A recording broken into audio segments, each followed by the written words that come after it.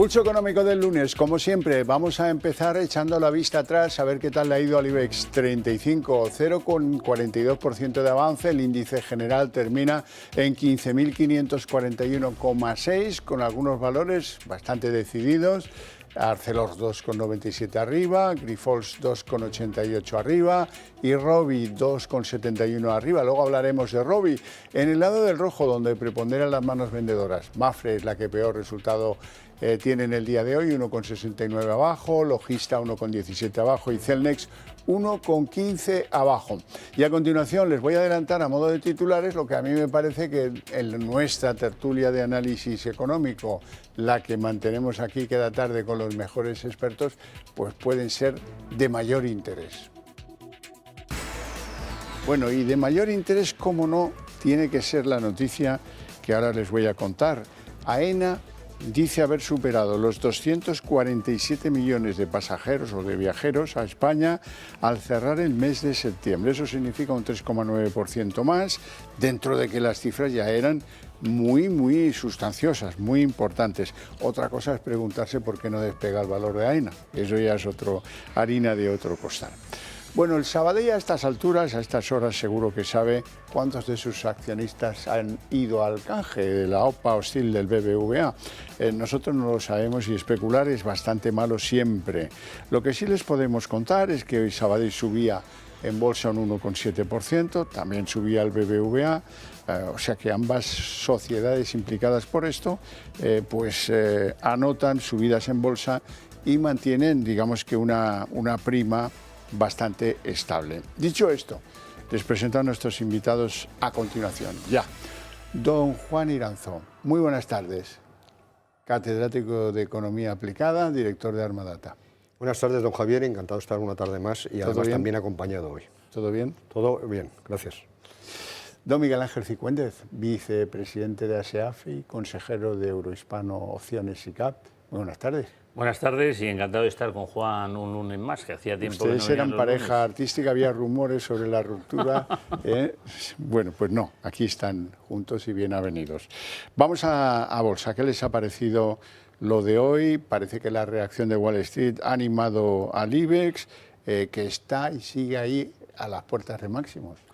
Bueno, como estábamos en zona de máximos relativos el viernes y hubo esta noticia, de Trump, pues el mercado se asustó porque la caída fue relevante, esto ya de caer un 3% alguno de los índices, y en concreto en Estados Unidos, pero la verdad es que enseguida se ha visto que las probabilidades de que Trump, que está en esta vorágine ahora de noticias positivas, siga con el mismo ímpetu con China, pues yo creo que parece como que no va a ocurrir y que ocurrirá lo que ocurre normalmente con él.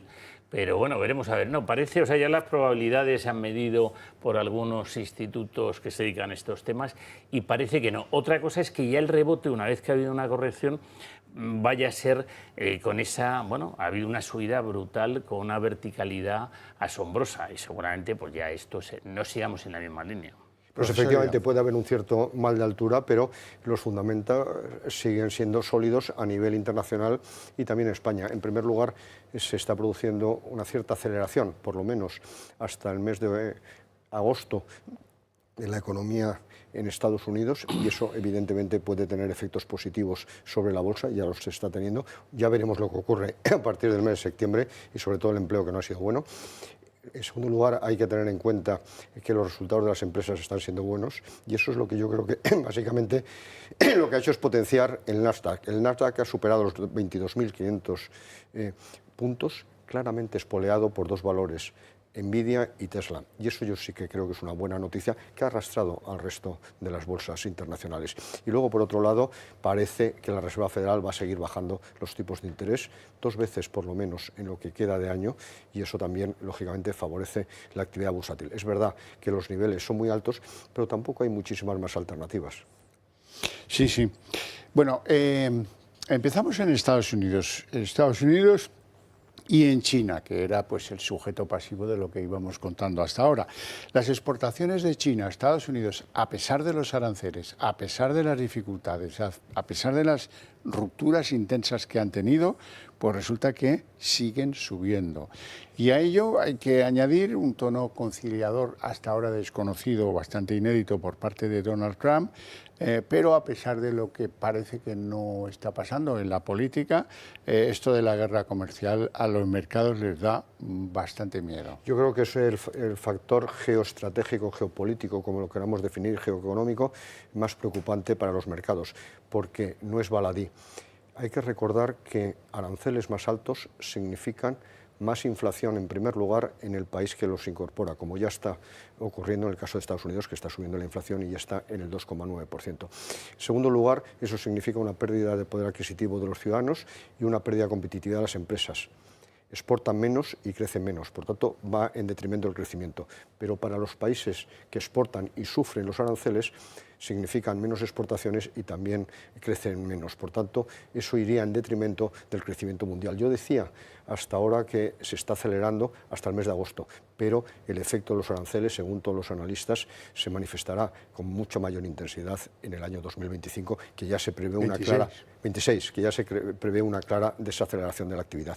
Y luego, por otro lado, hay que tener en cuenta que los datos son algo confusos, pero yo los que tengo es que las exportaciones chinas de bienes han crecido en el mes de septiembre un 8,3% hasta 280.000 millones de euros, pero que las que se dirigen a Estados Unidos, yo el dato que tengo es que habían caído un 27%. Probablemente haya confusión en esos datos, pero lo que ha hecho es exportar más a Europa y a otros países. Se produce lo que técnicamente se llama desviación de comercio. Sí, eso es así, pero los técnicos han fracasado en el vaticinio de que iban a caer estrepitosamente las exportaciones a Estados Unidos. Bueno, 27% no es baladí.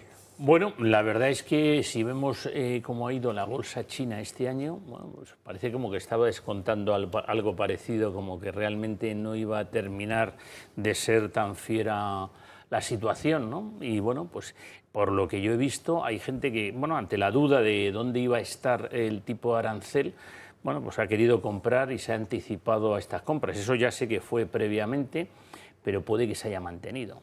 En definitiva, la bolsa china está subiendo, la bolsa estadounidense está en zona de máximos y esto puede que sea una oportunidad de entrar. De momento no parece que sea otra cosa, dentro de que estamos a precios muy altos, pero esto es lo que hay. Hablemos de AENA, porque en AENA han superado los 247 millones de turistas que han transitado a través de las instalaciones de AENA a cierre del mes de septiembre. Un 3,9% más, que ya cuando uno está en esos niveles, crecer casi un 4%. Es una barbaridad. Y además lo que es más llamativo es que se han gestionado 250.000 movimientos aéreos de aviones, que eso es una cifra altísima, encabezados por el aeropuerto de Madrid, pero seguido del de Barcelona. Luego, por otro lado, hay que tener en cuenta, y usted lo ponía de manifiesto, ¿qué le está ocurriendo al valor? Bueno, pues que existen algunas incertidumbres. En primer lugar, que su cuenta de resultados no cuadra exactamente y que pretende el año que viene establecer un crecimiento de las tarifas del 6,5%. Ya ha previsto un incremento para el año que viene de las tarifas aeroportuarias del 6,5%. ¿Eso qué implica? Que se pueden producir desviaciones de tráfico aéreo y, de hecho, ya está sufriendo la primera desviación. A lo largo de este año se ha perdido 1 millón de viajeros. Es verdad que la cifra porcentualmente es limitada, pero se ha perdido 1 millón de viajeros por el conflicto con Ryanair, que se niega a pagar esas tasas aeroportuarias y otras compañías se pueden negar el año que viene. Por tanto, AENA tiene que seguir operando eficientemente y eso qué implica, que tiene que reducir costes y que no puede incrementar enormemente las tarifas, porque si no se produce, en este caso, desviación de tráfico a otros aeropuertos. Siendo que el número de clientes no es infinito para AENA. En absoluto, en absoluto. O sea que si y además que Ryanair se lo queda a otro, ¿no? Claro, absolutamente. Claro. Bueno, usted preguntaba antes que por qué AENA no subía con estos datos. Lo que pasa es que estos datos yo creo que ya están en el precio. Llega un momento en que aquí el tema es que ya puede estar el valor demasiado caro para seguir comprando. Entonces, quien las tiene, las mantiene y ya entrar, digamos que podemos estar llegando tarde a la fiesta en AENA. Pero digamos que es un valor que no ha gozado nunca del favor inversor más allá de en algún momento puntual, ¿verdad? Bueno, pero ha ido muy bien, ¿eh? Ha sido el que invirtió en la OPA En la UPV, no en la OPA. En AENA, vamos, ha tenido unas rentabilidades espectaculares. Pero efectivamente, don Javier, usted tiene razón que los inversores tienen cierta resistencia a entrar en valores con participación pública, Bueno, porque claro, la discrecionalidad es muy importante, la ultrarregulación, y en ese sentido los inversores prefieren por una economía de mercado ágil y eficiente, y en este sentido siempre la intervención pública distorsiona las decisiones. Ya que las marionetas, que las cante Sandy Show, Efectivamente. Y nos dejemos Efectivamente. de... Bien, estoy de acuerdo.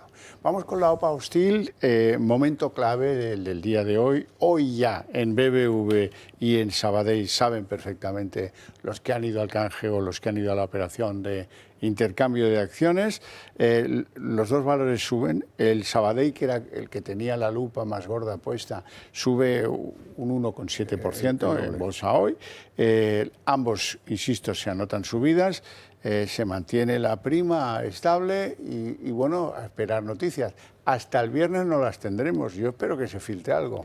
Yo también confío en ello. Lo único que puedo asegurar es que yo no he ido a la OPA. Y es lo único que como accionista puedo asegurar. El resto son suposiciones. Es verdad que la OPA triunfaría automáticamente si superase el 50%, y que va a ser imposible, Sueños de Carlos y la OPA se abortaría si el 30% de los accionistas no van al canje. No llega al 30%. Y eso parece complicado. Ahí es donde va a estar el límite. Puede ser un 29 y pico, puede ser un 31. Y a partir de ese momento, si es el 29, se aborta la OPA, pero si supera, aunque sea ligeramente, el 30%, en teoría tiene que lanzar una segunda OPA el BBVA en efectivo y superando el precio. Y esto le generaría, a mi juicio, gravísimos problemas al BBVA, porque tendría que desembolsar unos 12.000 millones de euros en lo que se ha estimado, que eso le generaría graves problemas sobre sus recursos propios, sobre su capital. Por tanto, yo creo que por el bien del Sabadell, pero también por el bien del BBVA, espero que el 30% de los accionistas no hayamos ido, en este sentido el 70% no hayamos ido, el 30% no hayan ido a la OPA. Pues la verdad es que, claro, aquí hay mucha gente que ya lo sabe, con lo cual y eso se habrá sabido en el mercado y bueno, y ahora alguno estará quiere decir probablemente negociando el que suba el condiciones. Sabadell más que lo que sube el BBV. Bueno, eso puede pasar todos los días del año. Sí, pero yo estoy de acuerdo con don Miguel Ángel, porque también los analistas el viernes decían que si triunfaba la OPA o había opciones a una segunda OPA, el valor del Sabadell caería. De tal manera que no me atrevo a decir nada, pero probablemente no se haya llegado al 30% de canje. Iranzo, esto lo que sí plantea es que tenemos que renovar nuestra ley de OPAs porque no está claro el papel de quién, el papel de cómo y los plazos y todo lo que haga. Desde el punto de vista regulatorio, desde el punto de vista de la seguridad jurídica, ha sido una catástrofe enorme. Yo desde el primer momento me manifesté en contra de la OPA por las ventajas que veía al Sabadell desde el punto de vista de un banco autónomo, tanto para los accionistas del Sabadell, entre los que me encuentro, como para clientes y en general para el sistema financiero, que vería recortada la competencia, podrían subir los precios, reducirse el crédito, etcétera. Pero dicho lo cual, he estado absolutamente en contra de todo el proceso que se ha producido, el enorme intervencionismo inadecuado, donde los haya del sector público. Esa encuesta, pero ¿a quién hay que encuestar? Solo se puede encuestar a los propietarios en el momento que teníamos que decidir si íbamos o no a la OPA. ¿A quién hay que encuestar si le parece bien o mal o le gusta a la sociedad? Y luego, en una economía de mercado que se supone que es en la que vivimos, con empresas que funcionan libremente. Y luego, por otro lado, hay que tener en cuenta que el proceso se ha alargado enormemente, eso genera enorme desgaste, sobre todo en los equipos directivos, en las propias oficinas, etcétera. Por tanto, yo creo que el tonillo de los anuncios, etcétera. Yo creo sinceramente que hay que modificar sustancialmente la ley de OPAs, pero también está bajo amparo de una directiva comunitaria. Cicuáñez, ¿tú ves necesaria la reforma de la ley de OPAs? No, yo coincido con lo que ha dicho Juan. Bueno, pues vamos de Sabadell a Santander, que pocas veces hacemos esto. La señora Botín, la presidenta de Santander, dice: no me gusta estar en la media de nada. Y Santander merece una prima en bolsa. Bueno, pues de donde yo soy, eso es fácil de conseguir si uno preside el banco, ¿no?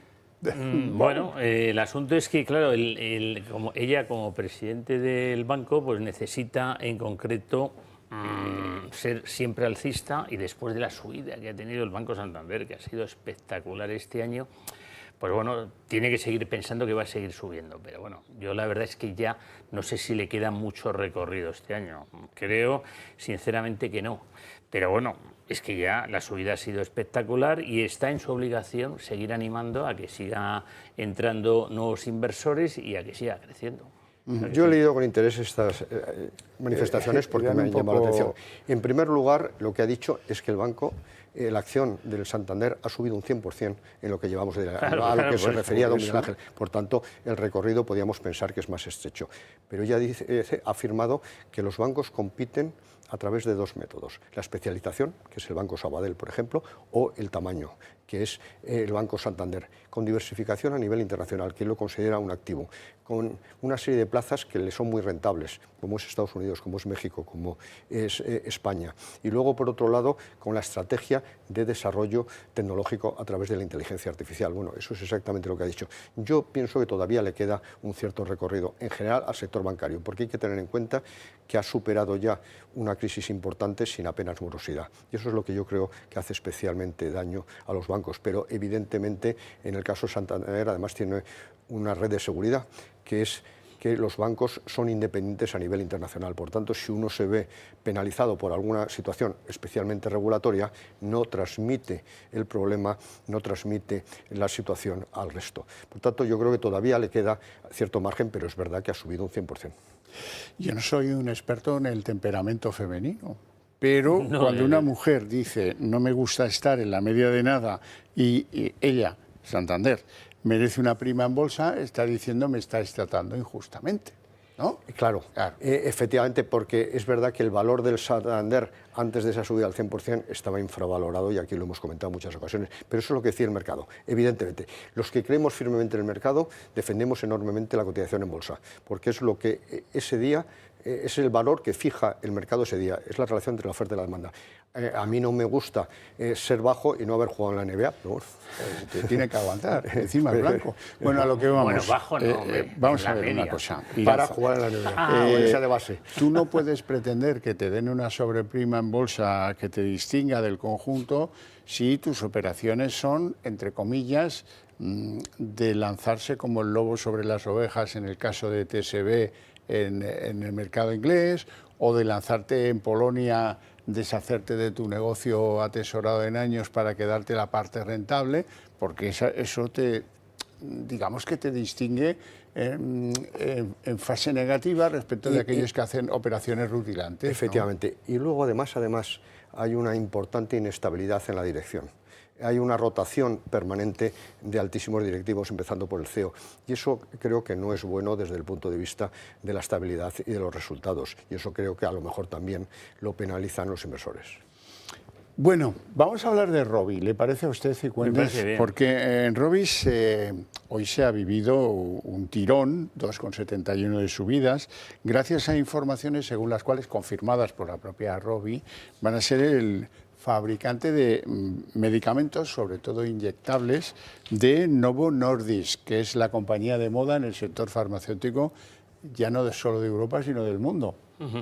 Bueno, es un valor que había tenido una corrección, está dándose la vuelta en el año, y la verdad es que ha tenido una cierta subida, bueno, creo que un 2,71%, y bueno, yo creo que tiene recorrido al alza.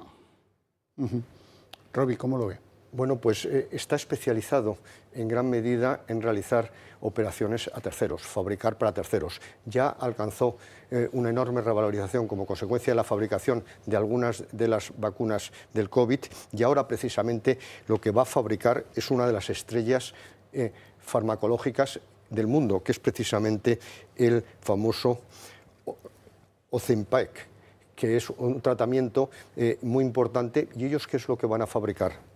Una serie de jeringuillas precargadas. Y eso puede significar un aumento de las ventas entre el 20 y 40%, entre 86 millones y 140 millones. De tal manera que es una buena operación por Robit, y Robit lo que ha demostrado es que tiene una gran capacidad, sobre todo esa división de trabajo para terceros. Sí, con las vacunas. Lo hizo con las vacunas del COVID, como decíamos antes. Bueno, Iranzo, no quiero yo ponerle aquí a prueba, pero hoy le han dado el Premio Nobel de Economía a 3 estudiosos de lo mismo, que es cómo la innovación produce crecimiento económico. Los nombres no nos van a decir mucho, ¿eh? Joel Mokyr, Philippe Aghion y Peter Howitt. Pues efectivamente, pero permítame en primer lugar que yo sí felicite a María Corina Machado por el Premio Nobel de la Paz, cosa que no ha hecho el gobierno español, porque creo que es una gran defensora de la libertad. Y la libertad está por encima de todo y está arriesgando su vida para defender la libertad del pueblo venezolano y espero que muy pronto lo consiga. Y dicho lo cual, también la economía es importante, pero menos que la libertad. Y en este sentido, lo que hay que poner de manifiesto es que el premio en términos globales se ha dado a el crecimiento sostenible, porque argumentan los 3 autores que el crecimiento no está nunca garantizado, y eso lo hemos dicho aquí siempre, no es nada garantizado, lo que hay es que ganarlo casi día a día, con la base fundamental para que se desarrolle. Sobre todo innovación. Precisamente 2 de ellos lo que consideran es que la tecnología es precisamente el factor fundamental de desarrollo. Y eso es muy interesante porque ellos dicen que hay que aprovecharlo eficientemente para mejorar la competitividad y desarrollar nuevos productos. La inversión per se en tecnología no significa crecimiento sostenido. Eso lo dicen 2 autores. Y luego, por otro lado, es muy interesante Peter Howitt, de la Universidad de Bonn, porque habla del desarrollo sostenible a través de la destrucción creativa. ¿Le suena? Esa fue la teoría de Schumpeter. Y lo que afirma es que se crece porque los que se quedan obsoletos, los que no saben competir en una economía competitiva, desaparecen y favorecen la aparición de otros mucho más eficientes. Es decir, es un desarrollo de la teoría de Schumpeter que tanto hemos defendido. Alguno le llamaría la ley de la jungla. Eso es, pero a mí me parece el desarrollo creativo. Poco más puedo decir a lo que dice el catedrático, pero sí quiero unirme también a felicitar a María Corina y a todos los venezolanos. No me haga usted abuso de posición dominante, que estamos a lunes y eso no es noticia de hoy. Vamos a ver, la estadística laboral habla por sí sola y lo hace muchas veces. Hoy también, el número de horas trabajadas por ocupados se sitúa un 3,6% por debajo de los niveles anteriores a la pandemia. Pues es un desastre, porque se argumenta con que ha aumentado el número de enfermos y sobre todo enfermos menores de 35 años, han aumentado las vacaciones, han aumentado los permisos y la incapacidad, de tal manera que eso es una muy mala noticia porque significa menos productividad. Y de hecho también se afirma que la productividad ha crecido mucho menos que los costes laborales y eso significa pérdida claramente de competitividad. Hay que tener en cuenta que la situación precisamente de pérdida de horas de trabajo es uno de los graves problemas a los que se enfrenta la empresa española. El absentismo alcanza aproximadamente 1,6 millones de personas cada día, es decir, de los 21 millones y medio que tenemos que ir a trabajar, 1,6 no va regularmente. De tal manera que eso es gravísimo para la estructura productiva, para las cadenas de producción y para la competitividad. Cifuentes, ¿qué pasa con el oro? Pues el oro está $4.100 la onza. Nada, ha roto la resistencia del 4.000 y bueno, está súper alcista. Lo que pasa es que bueno, que está en máximos históricos y hay que andarse con ojo porque vendrá una corrección en algún momento, pero el que lo tenga, que lo mantenga, porque es que, sinceramente, está alcista. Y la plata ha subido también por encima de los $51, que no había ocurrido nunca, la onza. De tal manera que son 2 monedas refugio que lo que pone en manifiesto es que la gente desconfía del dólar y de otras monedas. Sin duda, no tenemos tiempo para más. Si acaso para que yo agradezca a estos 2 caballeros su presencia en el programa y sobre todo sus opiniones y a ustedes su paciencia y su interés. Eso sí, para ustedes hay premio porque a la vuelta de publicidad arrancamos aquí la redacción abierta.